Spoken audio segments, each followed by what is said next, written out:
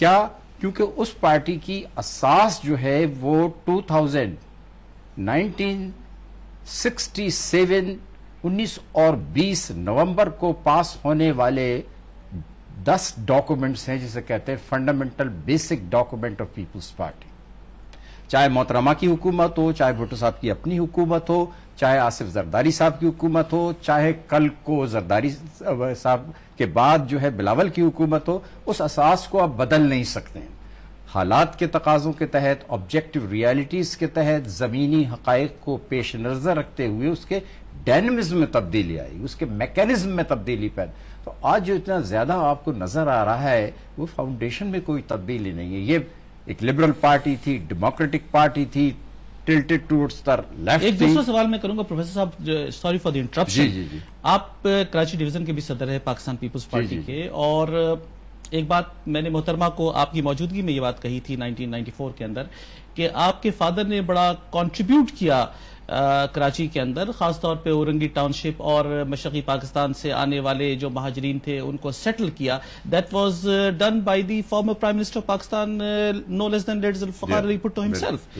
اور اس وقت آپ کراچی ڈویژن کے صدر تھے. آپ اس چیز کو کیپٹلائز کراچی میں کیوں نہیں کر سکے؟ What was the lack on the part of the leadership of Karachi amongst Pakistan peoples party leaders کہ اس چیز کو آپ کیپٹلائز کرنے میں ناکام رہے؟ کراچی کو کیپٹلائز کبھی نہیں کیا. بیسک وجہ اس کی یہ ہے کہ ملک میں جمہوریت کا تسلسل نہیں رہا. جو سقوط ڈھاکہ کے بعد ذوالفقار علی بھٹو نے بقول ان کے قائد اعظم کے پاکستان کو جو بریک اپ ہوا ہے، جو ٹکڑے ہوئے شیشے مجھے دیے ہیں، بکھرے ہوئے ٹوٹے ہوئے جو مجھے ٹکڑے دیے ہیں کانچ کے، میں انہیں ریکانسٹیٹیوٹ کر کے ریسٹیٹیوٹ کر کے پھر قائد اعظم کے پاکستان کو یعنی ریوائیو کروں گا. تو وہ انہوں نے کیا. اس کے بعد پھر آپ دیکھتے ہیں کہ اگر جمہوریت کا تسلسل ہوتا، شہید ذوالفقار علی بھٹو کا جو ویژن تھا وہ پائے تکمیل تک پہنچتا، اور پھر ان کے بعد اگر جاتا تو کسی دوسری ایک الیکٹڈ ڈیموکریٹک پارٹی کو جاتا، تو میرا خیال ہے اس کے فروٹس نظر آتے. بیچ میں آیا بندہ ایک، اس نے کہا میرے قوم کو خطاب کر کے تھا کہ there is no Peoples Party, it is finished and now martial law is imposed and I am here as a referee to hold election within 90 days. وہ قہر الہی، وہ منحوس یعنی فینومینا پاکستان پر 11 برس تک اس وقت تک مسلط رہا جب تک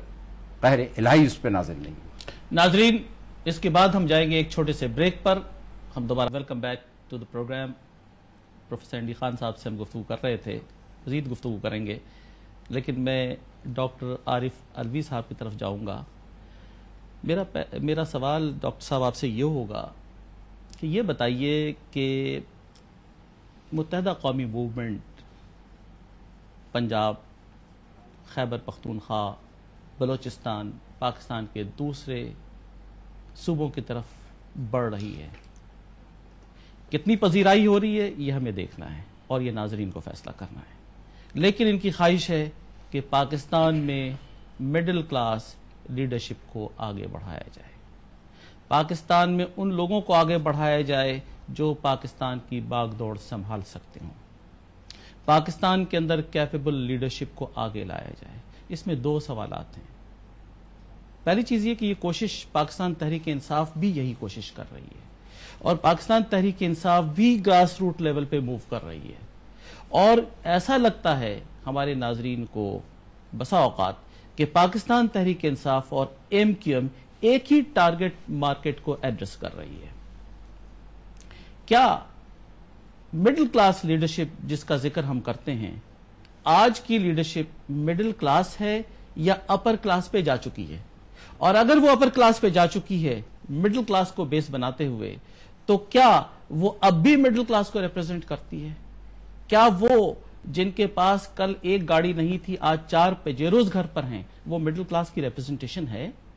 اور وہ کون سے مینز ہیں جس سے مڈل کلاس لیڈرشپ اٹین کی گئی ہے؟ How would you respond to this question and how are you in competition with the M Q M at the present time? آپ نے اپنے ہی سوال کے اندر کچھ جوابات بھی پنہا ہیں. آپ کے سوال کے اندر آپ نے خود ہی یہ جواب دیا کہ اگر مڈل کلاس لیڈرشپ آئے اور پھر وہ وہی کام کرے جو اپر کلاس لیڈرشپ کرتی ہے، یا شہر کے اندر وہی فیوڈل کلچر اس کے ذہن میں ہو جو گاؤں کے اندر فیوڈل کلچر ہوتا ہے کہ اس کو مروانا، اس کو اٹھوانا، اس کو ڈرانا، اس کا منہ بند کرنا، تو پھر وہ مڈل کلاس لیڈرشپ تو رہی مگر چینج ہو گئی. اچھا اس کے ساتھ ساتھ میں آپ سے یہ کہنا چاہتا ہوں کہ پاکستان تحریک انصاف بھی اس بات کی خواہاں ہے کہ مڈل کلاس لیڈرشپ، مگر مڈل کلاس پر پھنستے ہم یوں نہیں ہیں کہ ہم سمجھتے ہیں کہ ویلیوز کے ساتھ لیڈرشپ ہو. جو اقدار ہیں نا وہ اقدار اچھی ہوں، چاہے لوور کلاس سے لیڈرشپ آئے، ڈزنٹ ریلی میٹر، ٹھیک ہے نا. تو لوور کلاس سے بھی لیڈرشپ آئے اور وہ ملک کو لا کر بدلے. ناظرین آپ یہ کہہ رہے ہیں کہ middle class leadership up holding the values and culture of our society, بس دیٹس اے اسٹرانگ پوائنٹ. بس. اچھا دوسری بات میں آپ کے سامنے کہتا ہوں کہ ہم بھی یوتھ کو ایڈریس کر رہے ہیں، مگر آپ کو یوتھ کے حوالے سے معلوم ہے کہ پاکستان کے ساتھ کیا ظلم ہو رہا ہے. میں صرف ایک سیناریو کھینچ رہا ہوں، یہ کسی ایک پارٹی کی طرف نہیں ہے، یہ پچھلے 15 20 40 50 سال سے یہ معاملہ ہے. آپ کو معلوم ہے اس وقت 70 لاکھ بچے جو ہیں جن کی پرائمری کی تعلیم میں نہیں ہے. آپ کو معلوم ہے کہ اس وقت 30 لاکھ بچے ایسے ہیں جو اسکول کی چھت بھی نہیں دیکھیں گے. آپ کو یہ معلوم ہے کہ اس وقت پاکستان دوسرے نمبر پر ہے دنیا میں جس کے سب سے زیادہ بچے جو ہیں وہ تعلیم کے دائرے سے باہر ہیں، اور 26 ممالک پاکستان سے ایسے ہیں جن کا جی ڈی پی ہم سے کم ہے مگر ایجوکیشن پر وہ ہم سے زیادہ خرچ کرتے ہیں. اور یہ بھی بتا دوں، ایک فگر آپ کو اور دوں گا کہ میں نے یہ کہا کہ 70 لاکھ بچے جو ہیں وہ پرائمری اسکول کے باہر ہیں. مدھیہ پردیش نے 2 سال کے اندر 25 لاکھ بچوں کو تعلیم پرووائڈ کر دی، ایک ایجوکیشن ایمرجنسی ڈکلیئر کی اور تعلیم دے دی. تو ہم جب یوتھ کی بات کرتے ہیں تو ایک بہت بڑا سیگمنٹ 67% پاکستان کی پاپولیشن جو ہے وہ 30 ایئرز اور نیچے ہے. ان کو ایجوکیٹ کرنا، ان کو جابز پرووائڈ کرنا ایک بہت بڑا کرائسس ہے پاکستان کے سامنے. اور جتنی مڈل کلاس لیڈرشپ اور پاکستان تحریک انصاف ہے اس کے سامنے یہی یوتھ کے ایشوز بھی ہیں اور ان کا سلوشن بھی ہونا چاہیے، کیونکہ پاکستان اگر بدلیں گے نا تو وہ ہم جیسے لوگ اس عمر میں ہم ویژن دے سکتے ہیں، خواب دے سکتے ہیں، گائیڈ کر سکتے ہیں. اصل میں یوتھ نکلے گا کالجز یونیورسٹیز سے جو یہ ایجوکیشن ایمرجنسی میں بھی کام کرے گا اور اٹھائے گا. ہندوستان نے تعلیم پرووائڈ کی، بہت سارے ممالک ہیں، سری لنکا ہے ہم سے آگے ہے ایجوکیشن، 95% ایجوکیشن ہے وہاں پر. تو انہوں نے تعلیم پرووائڈ کی اور دنیا میں جو انٹلیکچوئل عمارتیں آئی ٹی وائی ٹی کی بن رہی ہیں نا اس کے اندر وہ لوگ فٹ ہو جاتے ہیں. اور خوبصورتی اس بات کی آئی ٹی کے اعتبار سے یہ ہے کہ اگر بیسک تعلیم ہو تو آپ پاکستان میں رہتے ہوئے دنیا میں کسی اور جگہ پر آپ جاب کر رہے ہوتے ہیں. تو پاکستان تحریک انصاف کی نظر میں 2 پروگرامز بہت اہم ہیں جس کے اعتبار سے میں سمجھتا ہوں کہ کراچی شہر کے حوالے سے یوتھ، اور یہ ایک تو دہشت گردی کے ہم سبھی خلاف ہیں، مگر دہشت گردی ایک تو باہر کی ہے، بیرونی ہے، فنڈامنٹلزم سے ریلیٹڈ ہے اور سب کچھ. میں تو شہر کے اندر کی دہشت گردی کی بھی مخالفت کر رہا ہوں.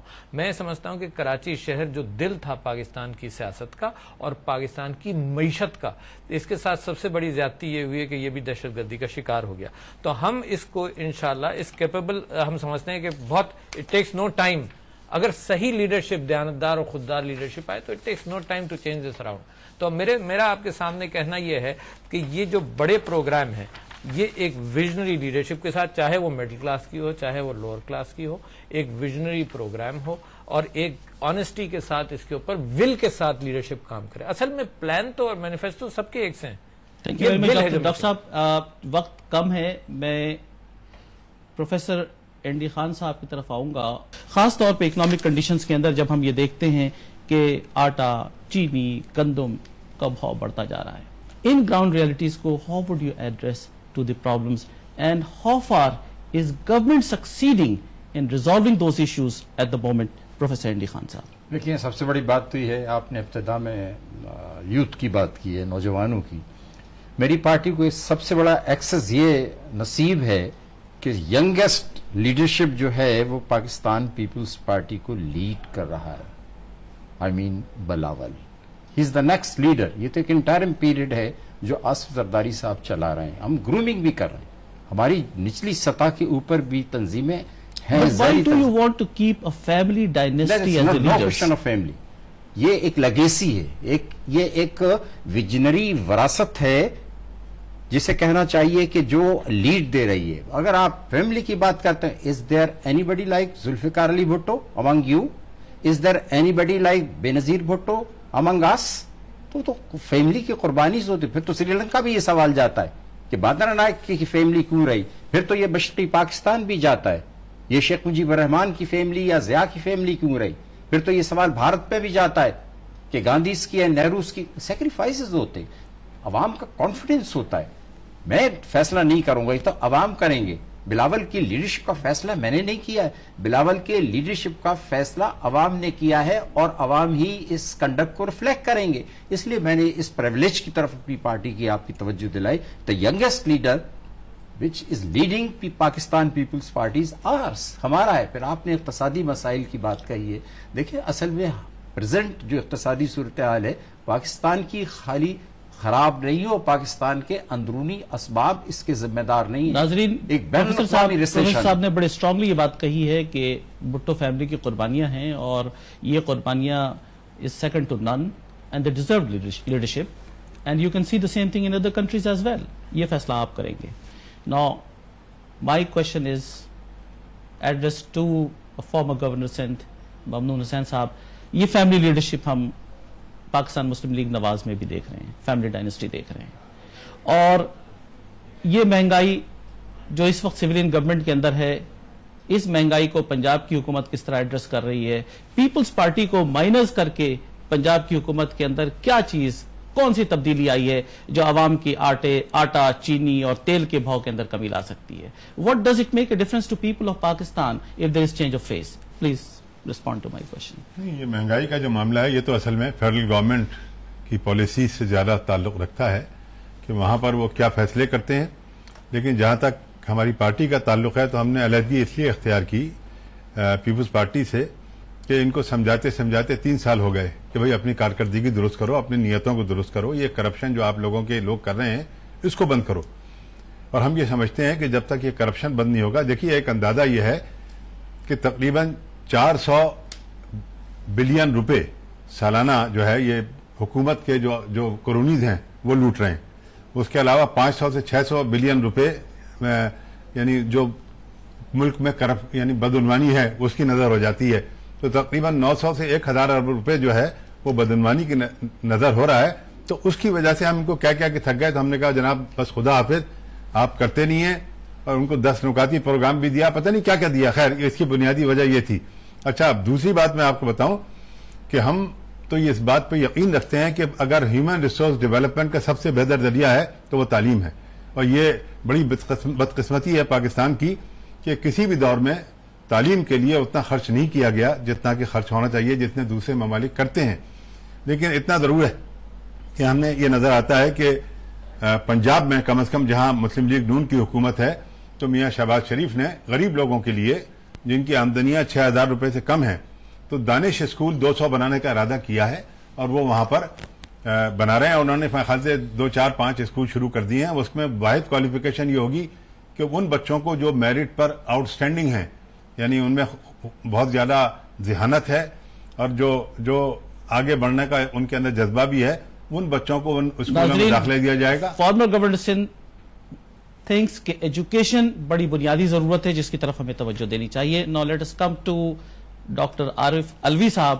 آپ پاکستانی عوام کو کیا کہنا چاہتے ہیں کہ جو ان 2 پارٹیز نے پاکستانی عوام کو نہیں دیا، آپ کیا نئی جدت دینا چاہتے ہیں؟ بھائی صاحب، میں ان 2 پارٹیز کے ساتھ کمپیئر نہیں کرنا چاہتا ہوں. آپ کا پروگرام اس نوعیت کا نہیں ہے. میں آپ کے سامنے 2-3 باتیں رکھنا چاہتا ہوں. میں تو آپ کے سامنے یہ رکھنا چاہتا ہوں کہ ایک تو ریونیوز کی کمی ہے پاکستان میں، ٹھیک ہے نا. جتنے بھی پلان ہو ایجوکیشن پر ہم 1.5% سے زیادہ خرچ کرنا چاہتے ہیں تو ریونیوز ہونا چاہیے. کرپشن بہت پرائمری ایشو ہے، اس سے آپ واقف ہیں. پاکستان تحریک انصاف کا اس میں سٹینڈ بھی بہت سخت ہے اور پاکستان تحریک انصاف احتساب کے معاملے کو سب سے زیادہ لیڈ کرتی ہے. تو اور یہ دیکھ لیجئے کہ 60% ہمارے لوگ جو نیشنل اسمبلی میں موجود ہیں وہ ٹیکس نہیں دیتے. یہاں ٹیکسیشن ایلیٹ ٹیکس دینے کے لیے تیار نہیں ہے. تو لہٰذا ہم یہ سمجھتے ہیں کہ ریونیو جنریشن کے اوپر سے اگر اوپر کی قیادت ٹیکس نہیں دے گی تو نیچے بھی آپ کسی کو فورس نہیں کر سکتے کہ ٹیکس دو.